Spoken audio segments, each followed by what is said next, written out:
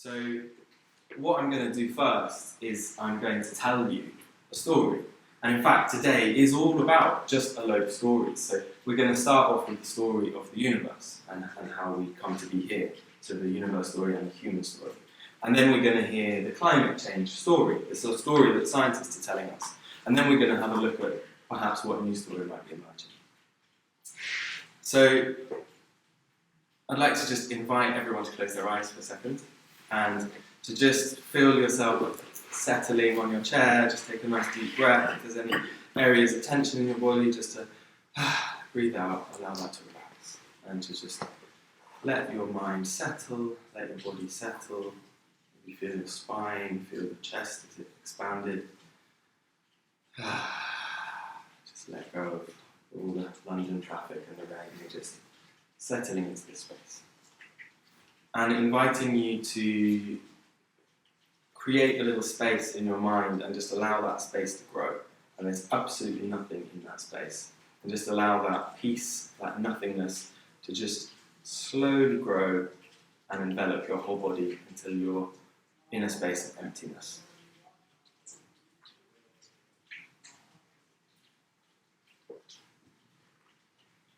So there was a time, even before time, where there was nothing. Emptiness. Not even darkness, just nothing. But perhaps this stillness had a similar feel of a sky that is ready for a lightning strike, a storm brewing. And as lightning suddenly, inexplicitly forks across the sky, so too something happened in this space.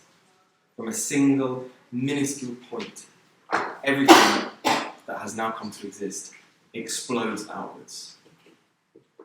It is a thick cloud of heat and light and movement, travelling out in every direction.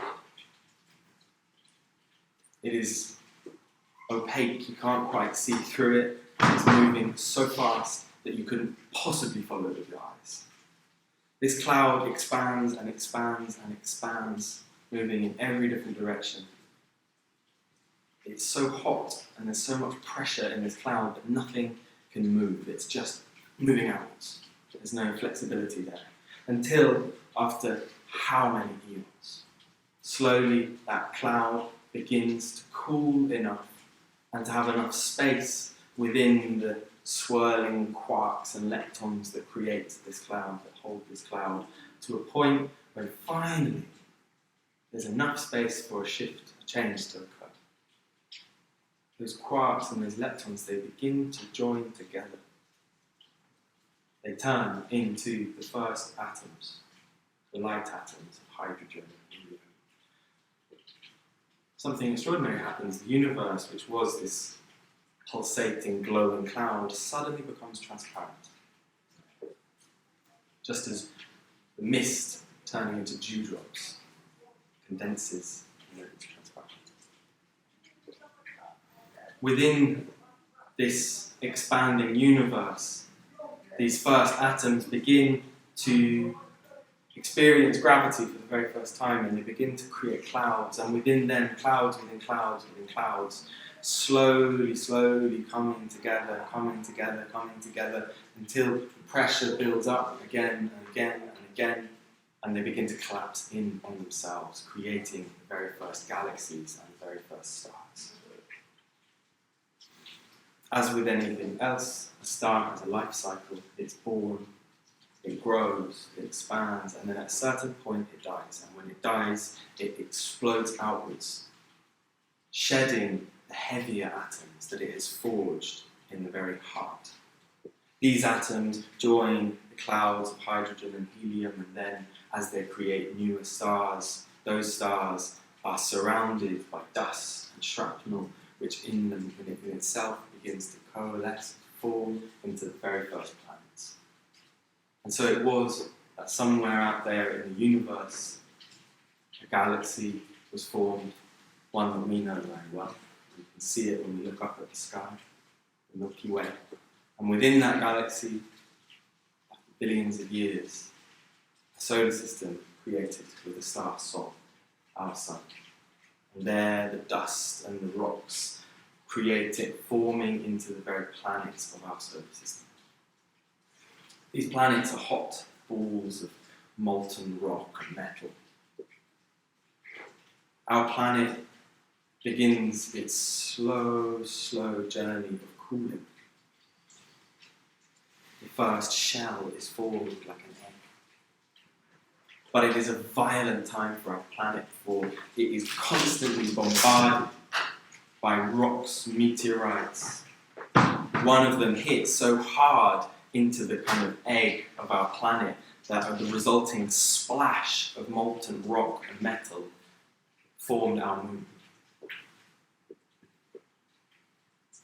This planet, our planet, even though it now has its shell, it's an inhospitable place. It is so hot. Nothing could even come, there was nothing that could form on that surface. It did have a very thin, toxic atmosphere, and in that atmosphere, that first sky was heavy with clouds of rain. But the rain could not come anywhere near the ground for a way. It was so hot that it was evaporating off into the sky. Until, eventually, when our planet cooled enough, the sky wept. Oceans were formed. And in these prehistoric oceans, minerals and salts swirled in the hot water, boiling hot water. And as it cooled and it reached some sweet spot of temperature, something extraordinary happened. From this hot, rich, mineral-laced water, perhaps similar to the water inside a womb, the very, very first cells of life were born, emerged. Perhaps similar to how those first stars emerged, or those first atoms emerged. And one of these very, very, very early forms of life was a very special blue-green algae, that when it reached the surface of the ocean, it began to do something extraordinary. It began to take the light from the sun and harness it, and then begin to expel, to breathe out the very first free oxygen into the atmosphere. It began to tailor the conditions for life on the planet. And over the aeons, this steady stream of oxygen flowing out into the environment began to create the conditions where the world as we know it. Of course, the creatures in the ocean were evolving. At a certain point, there was so much oxygen in the air that these creatures who weren't used to the oxygen, as it came down into the water, they were no longer able to survive. They went burrowing down into the depths of the ocean, and then evolved. Evolved creatures that not only could handle oxygen, but they thrived on it. And so it was that first animals and plants began to multiply and diversity began in the oceans. The first plants began to leave the oceans, began to colonize the land. At one point, a new kind of plant evolved, one with hard stems, first trees. And they were very, very successful, they were strong. At a certain point, the trees were taking so much oxygen, so much carbon from the atmosphere that the atmosphere of the Earth began to rapidly cool. For there was nothing alive at that point that could break down the bark of a tree. It got to the point where life was no longer going to be possible. And at this time, literally at the edge, a new kind of life came. A fungi evolved that was able to break down bark. And so restore the carbon from all of this dead wood back into the carbon cycle, and so warm up the surface of the Earth once again, and life had its second chance.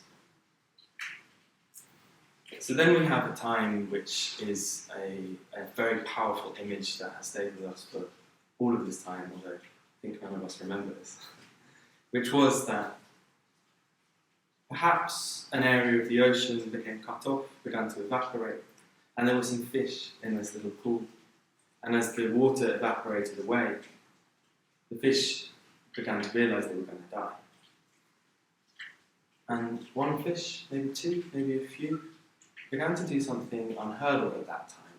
Maybe all the other fish thought they were crazy, but they started to wriggle up onto the shore of the ocean, up onto land. If you're a fish, being up on land is not a nice thing, but for whatever reason of its own, it continued trying,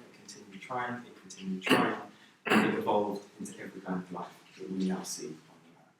Mountain lions and eagles, everything. Ants and even humans. And so the land was now an explosion of colour and sound and life. And finally, we come to a point in the story where the very first humans began to evolve. Homo sapiens, after Homo habilis. Perhaps we're thinking Africa first. For our first half of our time on this planet, we were very much like any other animal, hunting and foraging and finding bits of food, but acting as you would expect of any other kind of animal.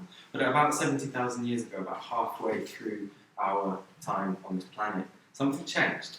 We started to experiment, we started to play with tools, the very first tools, maybe just a stone. We started setting traps for animals, maybe bringing a herd of horses into a canyon and slaying them. We started to create spears, and we became more and more powerful. We were small, weedy little creatures with very little to our names, but we began to change the very world. As we left our home place and began to spread across the planet, we left a trail in our wake that historians and archaeologists are able to follow now. This trail was one of destruction. In the continent of Africa, the large animals, the megafauna, they quite quickly realised that humans were a bit more of a threat. They would have seen our development process. They gauged that we were a bit of a threat, so they were cautious of us. But when we went into new arenas, new places, new continents, the megafauna didn't know that we were dangerous. We looked very weak, so they would just get on with it. But humans were adept hunters by this point. And they were able to take down huge animals. And hunting them systematically led to the first wave of human-induced extinction around the planet.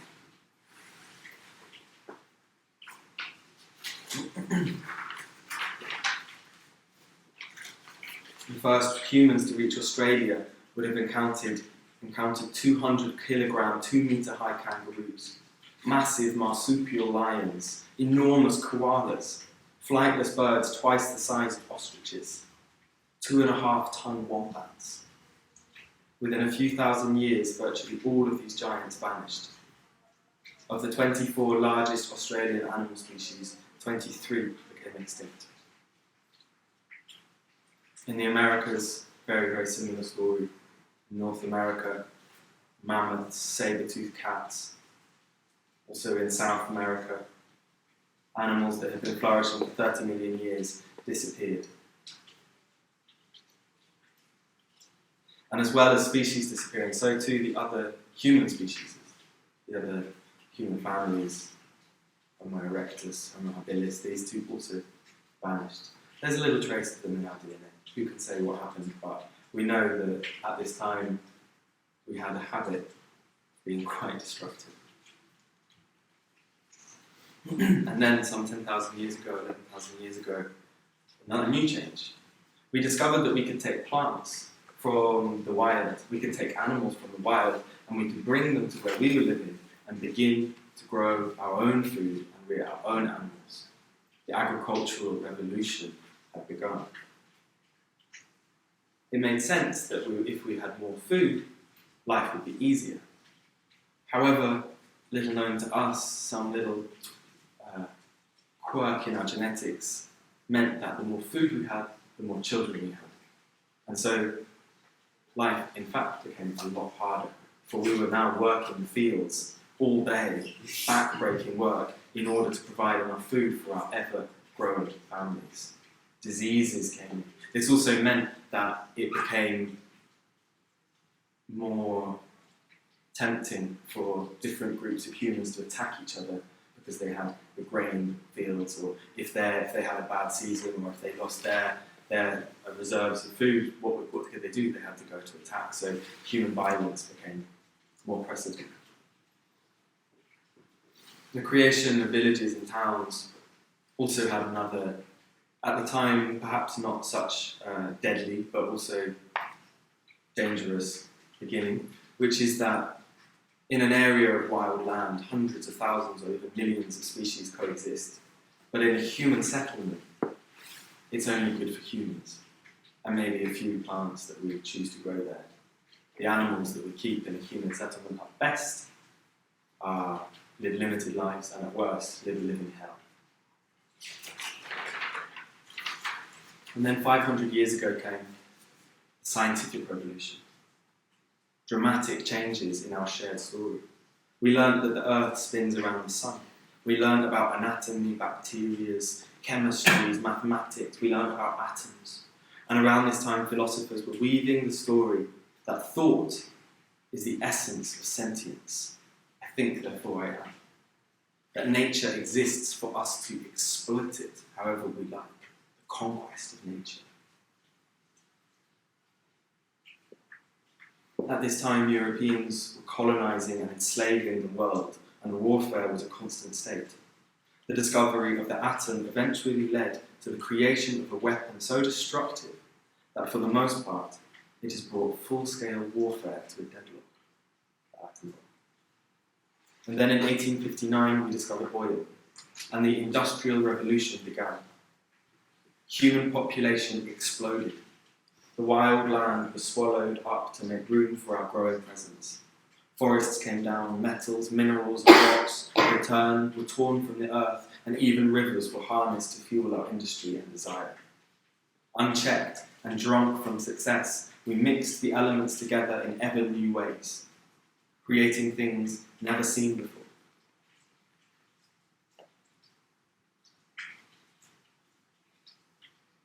And finding infinite uses for our creations.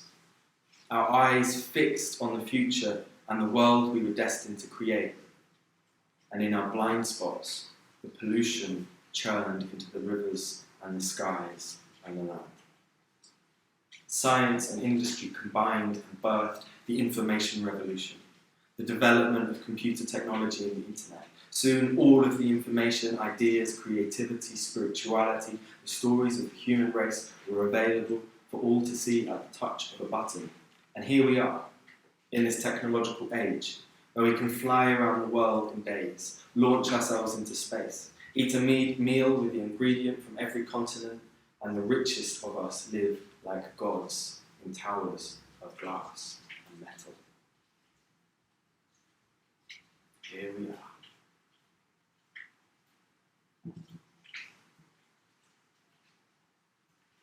So I'd like to invite you to allow your mind to just wander back through this tale. And just notice what jumps out at you. What scene, image, moment from this tale speaks to you individually. And just give this a moment, and when you're ready, you can just speak this into the space. Just a name, it's not a discussion, just the fish that crawl out of the sea.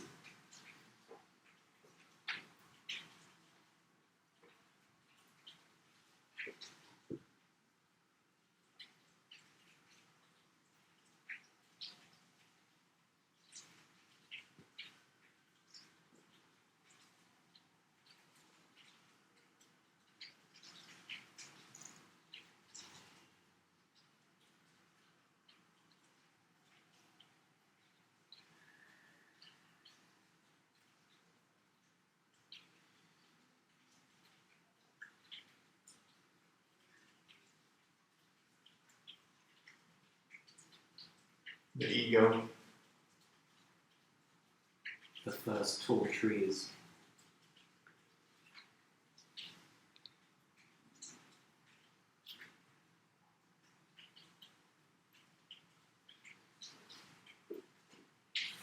Mushrooms.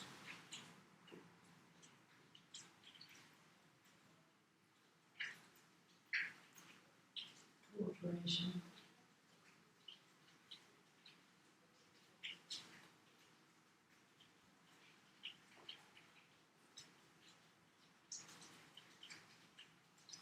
agriculture.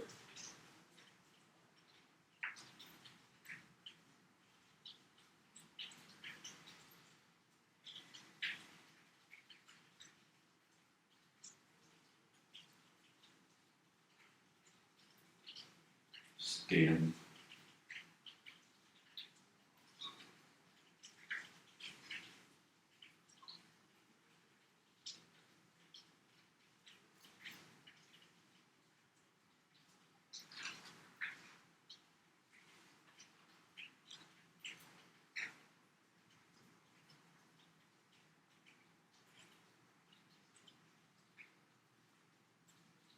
Exploitation.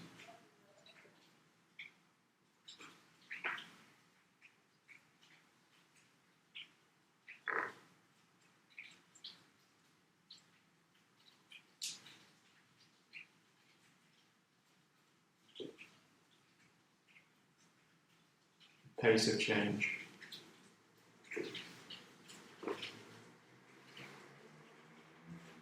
The sheets of oceans that can be seen from afar.